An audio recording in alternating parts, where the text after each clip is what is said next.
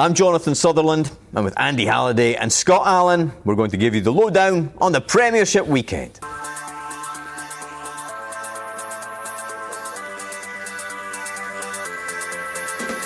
Hello and welcome to the Scottish Football Podcast. All the news, views and analysis you need on Monday the 6th of April.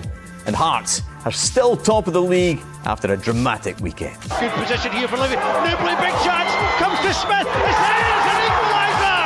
Wow, Livingston have pegged Hearts back. Derek McKenna's side dropped points at Livingston, and league leaders are only 1 point clear of Rangers.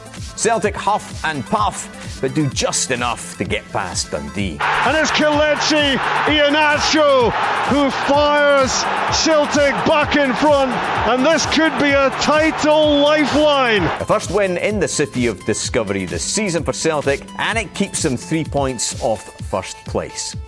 And could Aberdeen be going down for the first time in their history? The situation that I inherit the job in means that I have to keep believing in the players. I have to keep supporting them. Yeah, of course, it's a hard job. There's no hiding away from that, and I'm up for that challenge. We'll guide you through all the weekend's Premiership drama.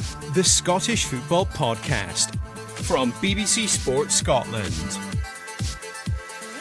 Thanks very much for joining us. We are recording this straight after doing Sunday Sports Scene. So yes, I'm delighted to say we're still joined by Scott Allan and Andy Halliday, and we've just been discussing Aberdeen in that little gap between Sports Scene and doing this podcast. And Scott Allan, you brought up the very good point.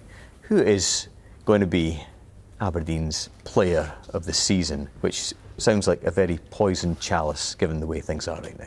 Yeah, there's just no standout performer on that Aberdeen side. There hasn't been all season. I think we were trying to get, between the three of us, we're trying to pull some names together.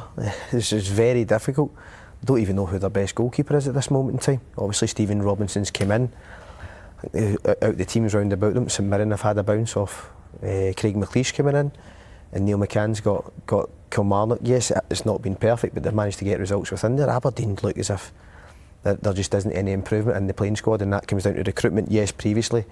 But Stephen Robinson has to try and get a little bit more out of this Aberdeen side, because there's no getting away from it. They are really in trouble. And you look at the players, Lyle Cameron, we've seen him in a couple of games when he made the loan move from Rangers, and it looked positive for him. He's fell out the team already. So that shows you that Stephen Robinson doesn't know what his best team is.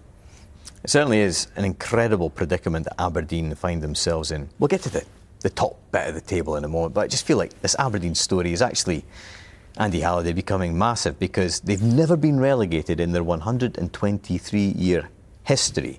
In terms of the bottom half of the table, they're currently on 30 points after their defeat to St Mirren at the weekend. St Mirren are now also on 30 points, just behind Aberdeen on goal difference in the table. Kilmarnock just 3 points behind both St Mirren and Aberdeen. Kilmarnock obviously at the moment in that second bottom place. We all think Livingston are going to be relegated at the bottom of the table, of course.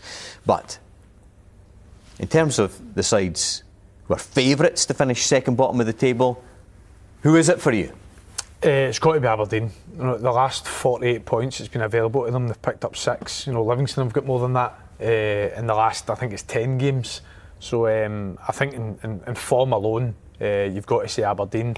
I don't think there's anything that Aberdeen have got going for them at the minute. They've only scored 1 goal away from home this calendar year. Defensively, they look suspect. I don't think they look very well organised, which you thought Stephen Robinson being appointed would be initially what he'd bring to that team.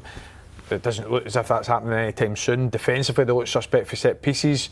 We've obviously seen that St Mirren scored a couple of goals for set pieces against them at the weekend. Could have scored another 2 or 3 at least. So I just don't see I don't see what's going to get them an upturn in form, because, like you says, it's not as if they've got a player that they can really rely on that's can score 7 or 8 goals throughout the course of the season. So I think it's worrying signs for Aberdeen, I really do, especially given the fact that St Mirren have just had back-to-back wins. Kilmarnock under Neil McCann looked as if they can get results at any given moment. So yeah, it looks a bit ominous. When you compare it to obviously being in a relegation battle against a team like St Mirren at the weekend, to have posted 0 shots on target, I think that's an incredible stat for a club obviously of Aberdeen's resources and where they would want to be this season. Off the back of that Scottish Cup win last year, there was so much positivity about the place, thinking Jimmy Tilleen was going to lead them into the top 6, but this year's just it seems to be getting worse as the season's going on, and that is a real worrying sign. It feels like a real contrast as well, doesn't it, between Aberdeen, who obviously look like they concede soft goals. They seem quite soft defensively. And They are soft as a team. Yeah, and Stephen Robinson, who likes teams to be complete opposite and presumably would rather have different tools at his disposal. The Rubik's Cube. Yeah, and the question, fast forwarding, would be for me, if they do finish second bottom, do they have enough to see off whoever emerges from the Championship? It's a great question. I do still think if they were to get in the relegation, say it was Thistle they were to come up against over 2 legs, I know momentum's a big thing in football. I think Partick Thistle would cause them problems, but I do think they would manage just to survive. But at the same time, we've seen teams like Hibs who were better off than Aberdeen are at this point in the season, and then went down to Hamilton Accies in the playoff many years ago. So there's always that chance, and momentum obviously will play a big part. But I do still feel they'll manage to regain SPFL status if they finish 11th. Same question to you, Andy? No, I wouldn't fancy them against anyone, to be honest with you, at this particular moment in time. The only real evidence we've got a Partick Thistle playing against top flight's opponent. They obviously played St Mirren last month in the Cup, and I thought they probably edged that game, to be honest with you. They came on the wrong side of it. They obviously lost 2-1. For me, I thought they got a penalty given against them. It was debatable to say the least. Yeah. But I thought Partick Thistle will win that game. But when it comes to playoff football, when it comes to the type of game that probably will be at that stage of the season, it probably won't be pretty. It will. There's so much pressure on it. There's a lot in the line. I think if one team has to roll their sleeves up, I think Thistle would do it better than Aberdeen. So I think first things first. I think Aberdeen will be doing everything they can to avoid being in that predicament. But like you says, I think at this moment in time, it's so difficult to say otherwise that you don't see Aberdeen being that team in 11th. Usually we start off by talking about the Sunday games. We'll get to that right now, in fact, because obviously they pertain to the top of the table. And after Hearts' draw against Livingston, 2-2 draw, they are back on top of the table. It did kind of feel like a defeat. I think that's probably how most Hearts people felt. But they are still top of the table, 67 points, 1 clear of Rangers, who of course thumped Dundee United 4-2 on Saturday. Rangers on 66 points, Hearts on 67, and then on 64 points. So Celtic now 3 points behind Hearts after Martin O'Neill's side got that 2-1 victory against Dundee at Dens Park today. We throw forward to the fixtures next weekend, which are the final round of fixtures before the split. Celtic at home to St Mirren on the Saturday, Hearts at home to Motherwell on the Saturday as well, and then Rangers away to Falkirk on the Sunday. Who's going to be top of the table come the split? I think for me, Hearts. At the same time, you're touching on the feeling of disappointment within the Hearts camp today. I would have to agree with it. I think if they were looking at it, they would have felt that was a game where they had to go and win to have that cushion getting into the split. I've always felt that would be important where the title would end up at the end of the season, but I do feel the home game against Motherwell next week, and I think they'll know how much is riding on that. At the same time, Motherwell aren't, well, Andy maybe disagree, they're not getting results the same way they were maybe a month or so ago, so Hearts would be massive favourites for me getting into that game, but at the same time I think there'll be a lot of anxiety, and Motherwell will probably have more of the ball, so that could create a nervousness around Tynecastle, so it's up to Hearts to overcome that. I do think they're in a much better place. You obviously see the performances of Braga and Shankland back playing together. They will cause anybody problems. I think Cammy Devlin coming back into the side, he showed a lot of energy in the game, not so much creatively on the ball, but a lot of energy, and that allowed Mark Leonard, who was, for me, had a very good game today, but until his red card, so he will be a big miss for them. So I think Hearts will be top. I think Rangers away to Falkirk's a difficult game. Can't quite predict that. Last game of the weekend, as we've seen many times this season, it does come up with some funny results, and I think after today, I think Celtic are going into the home game against St Mirren strong favourites to win that. That's right. Last time Rangers were away at Falkirk, Russell Martin had to get a police escort out of the building, which just goes to show the transformation that's occurred between then and almost now. In terms of Hearts, though, Andy, I think Lawrence Shankland was hugely impressive today. Obviously, that partnership with Claudio Braga is fantastic when it's absolutely working for Derek McInnes' side. Lawrence Shankland, just off the back of these Scotland matches, which were a bit flat, let's be honest, does he have to start for Scotland against Haiti? For me, he does. I think he's our best striker at our disposal. I think he's the best finisher out of the group of strikers that we've got. And I think, going into 3 World Cup games where I don't expect us to have loads of chances every single game. I think the last 2 friendlies probably proves that. I think if a chance is going to fall to anyone, you're hoping it's Lon Shanklin other than the other strikers. I think he comes on in the game against Denmark, makes an immediate impact. That type of goal, as simple as it is, it's a 2-yard tap in. That's what Lon Shanklin is. He's someone that thrives off playing in between the goalposts. For me, it's not fortune when you see strikers that land on these type of chances all the time. And for me, I thought he should have been a starting striker going into the Euros. I'm hoping we've almost learnt a lesson for not being that the case. That being said, I think Che Adams will have a big part to say about that, because I think he's been in half decent form for Torino this season, and with 7 games left to go in the Scottish top flight, I think Shanklin will be trying to do his best to obviously show Steve Clarke what he's all about. I realise we've slightly gone off at a tangent talking about Scotland, but it does kind of obviously relate to what's going on in the Premiership right now, and Shanklin looked great at times for Hearts today. Just briefly, Andy, while we talk about Hearts, you've always been on the Hearts train this season in terms of winning the Premiership. Are you still holding firm to that decision? I'm still on Hearts at the minute, but I must say, Jonathan, I kind of use percentages at this moment in time. I had Celtic all the way down at 5% after the loss last week. They've certainly bumped up a few percent, and my heart's shout is just dwindling week by week, I must admit. That is the one game, from now to the end of the season, that's the one game I'm expecting them to definitely win, is Livingston today. Yeah. They're now going into a period where they play 6 games against the best in the league. And obviously they've got 3 of their 5 games in the split away from home.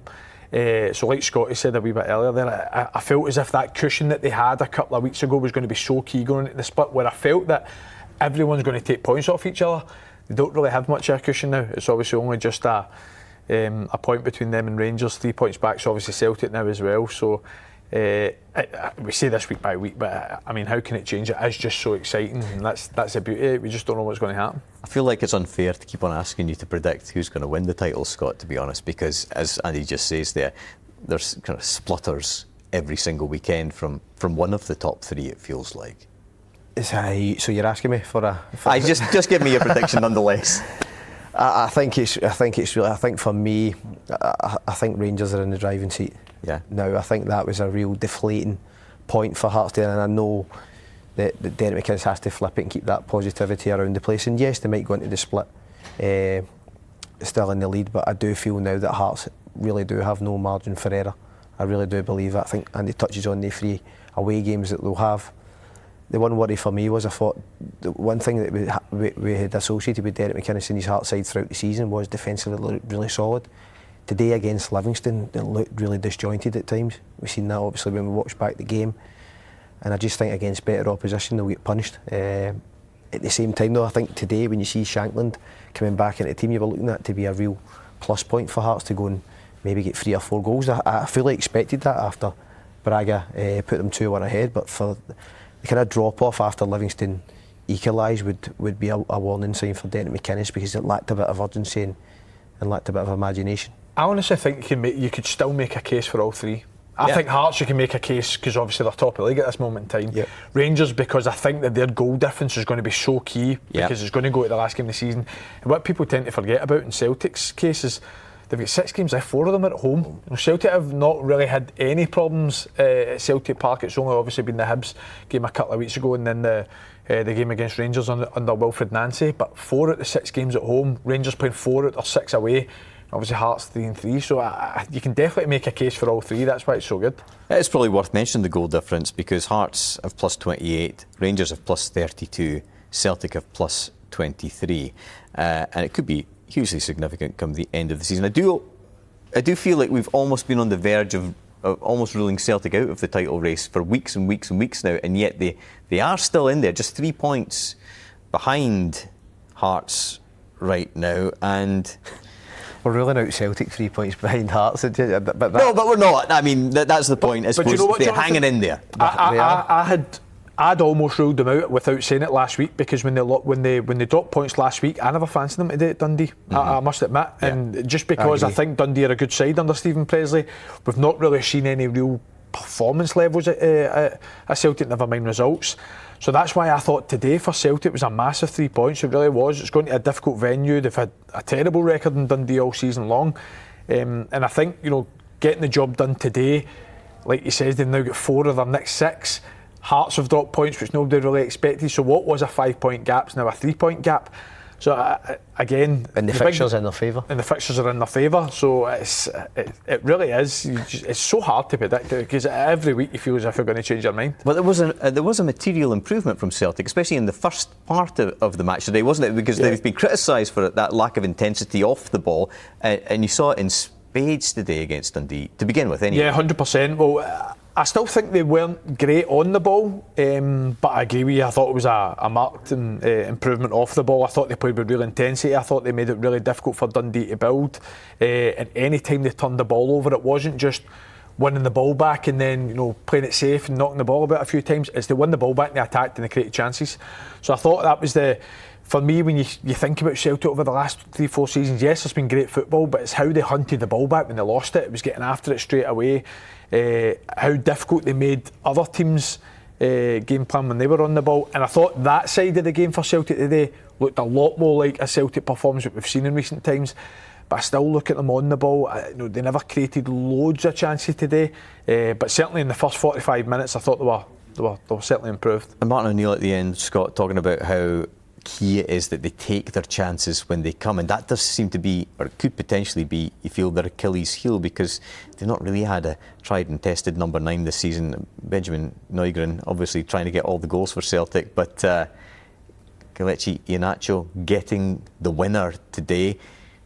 Thomas Jovanchira, the other real option at number 9. Do you think those could be the guys that can get Celtic over the line in this title race? Hand on heart. I think if you can keep Iheanacho fit, and that's the $1 million question. If Celtic can keep it fit, because sometimes you see him and you don't see him for another 3 weeks. Mm-hmm. But if he is fit, he's the most instinctive and best finisher they have in that number 9 position. I think you see that today. The times that Jovanchira does have real chances and has half chances, he's not a killer. He doesn't look like he has real conviction in his finishing, and that's why he's had loan deals here, and he comes to Celtic and it's a stopgap, and you're hoping that coming to a big club at Celtic can maybe kickstart that sort of form, that there was maybe that belief in his ability early on in his career. But for me, Iheanacho, if they can keep him fit, he has to lead the line. He links the game better for Celtic as well for me. Even the goal he scores today, it's the little cute things, cute nudge, just to put Ashley off balance and then on the swivel. There's no thought process, it's just instinctive striker play. So if he can stay fit, at the same time, Nygren will be trying to steal his goals off him, as we've seen with Young's today. Listen, we were all delighted when we seen it did go in off Young. But you got to give him credit. There is large parts of the game that he doesn't take part in, but once the ball's in that box, he comes alive, and his goal record shows it. And just in terms of your percentages, Andy, what's it going to take for Rangers to nudge and push Hearts out of the way in terms of how you're calling it for top spot come the end of the season? Well, a big start would be beating Falkirk next week, because I think they're coming up against obviously one of the main stories of the season, what Falkirk have done this season under John McGlynn again. And it would be very, very difficult to predict that game. Rangers dropped points at home to Falkirk. They obviously drew the game 1 each, which was Russell Martin's last game in charge. So that's going to be a really, really difficult fixture. Obviously Hearts have their own difficult fixture, of course, against Motherwell at Tynecastle. So next week could change it. But again, it could change the following week given the season we've had. And you mentioned Falkirk there. Fantastic for them that they sealed their top 6 place. I was thinking of Lee Miller, actually, because Lee Miller, I think at the start of the season predicted Falkirk would be in the top 6, and I think that raised a few eyebrows. But they must have been the only one. Aye, there wasn't many that did. Yep, and they'd done it. A victory against your Motherwell side at the weekend, obviously, Andy. And we have to talk about Calvin Miller on Sports Scene, talking about him maybe being an outside shot for the Scotland squad, which we've already been speaking about in this podcast. And I think it's 7 goals for the season, 10 assists, and it's, I suppose, a problem position for Scotland, the position he plays. How realistic do you think that could be? Well, I think he must be in with a shout again. At least I know he has taken him in with a heavier squad on the next amount of friendlies, and then he'll maybe cut his squad from there. That's right, I think it's a 55 actually, 55, yeah. And then he cuts it down to 26. I might get in that. For me, I think obviously the numbers speak for yourself, and then at the same time you don't see all the chances that he does create that people don't score, so they don't go down as assists. Yeah. But for me, listen, I think he carries the ball really well. He's got that bit of bit of finesse in the final third, and at the same time works really hard off the ball. So I think if you're comparing him to a Finlay Curtis who's had a call up, who wasn't a guaranteed starter for the 21s, I think it would be slightly unfair that a Calvin Miller doesn't get a look in when you look at that, the size of squad that would be able for Steve Clarke to choose from. Would you love to see Calvin Miller on the other flank from Ben Gannon-Doak with Lawrence Shankland in the middle against Haiti, Andy? Well, what I'd love to see is options. I'd love to see options in the squad. You know, the last two defenders we just played there, we only had one out-and-out winger, and we're a team that plays with wingers. So, and I know John McGinn's obviously been deployed there. John McGinn has been deployed. If John McGlynn was playing the wing for Scotland, I'd worry. I hear John McGlynn was a very two-footed player back in the day, by the way. Obviously, John McGinn's been deployed there for Scotland for a few games. He's played there for Aston Villa, so he can certainly do a job there. But I think having options in that area of the pitch, and let's be honest, we are short of names in wingers, but Calvin Miller's had an unbelievable season, and like I said, I was almost disappointed for him given how strong he's played over the recent months to not get in the last squad. But like I said, if he keeps performing the way he's performed recently, then I think he's got a huge opportunity to get into certainly 55, that's for sure. Do you think that John McGlynn went down the wing with his hat on backwards? I mean, the way his last 2.5 years is, it wouldn't be surprised me if he could play. It'd be unbelievable. So you got visions of Steve Clarke writing down that name just in case. You know what, guys? I think that's pretty much it. I think we've covered this Premiership weekend. It's been quite amazing, isn't it? And I think we talk about the controversy, we talk about the drama. I think some of the quality as well. I mean, Calvin Miller himself, actually, that effort that he took from more or less the halfway line, just tipped onto the bar. Some of the moments this weekend. Barney Stewart with that fantastic strike as well.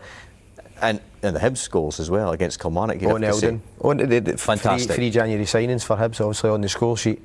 But Owen Eldon, yeah, he's been a real standout. 13 seconds for his opening goal against Kilmarnock, and then as you were pointing out, the pass was better on Sports Scene. That pass was better than the goal for Obita, who set up Paslak for the goal. I mean, it was a thing of beauty. He looks like he's a real prospect. He's just come over from Ireland, obviously. Yeah, and I had spoke to a manager I know that worked in the League of Ireland, and he said when he came over, he said they were expecting him to go to Europe. That's how highly rated he was. So for Hibs to get him, they felt that it was quite a coup for them. And listen, Hibs have, recruitment wise, they'll be looking at that. I think he's perfect getting into next season. He's going to be a star for Hibs, I think.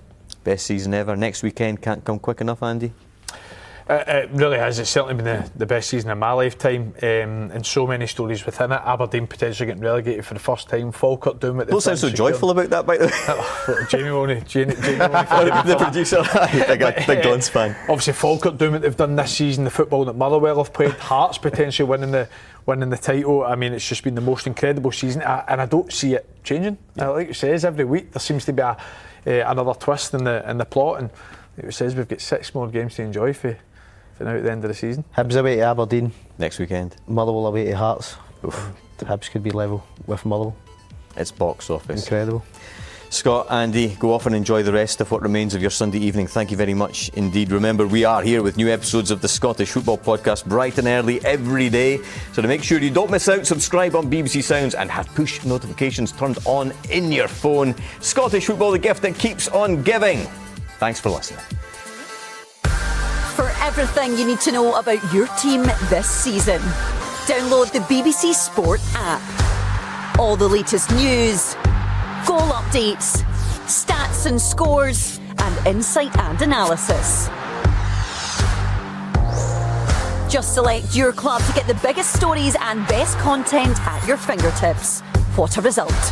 Download the BBC Sport app for everything you need to know about your team this season.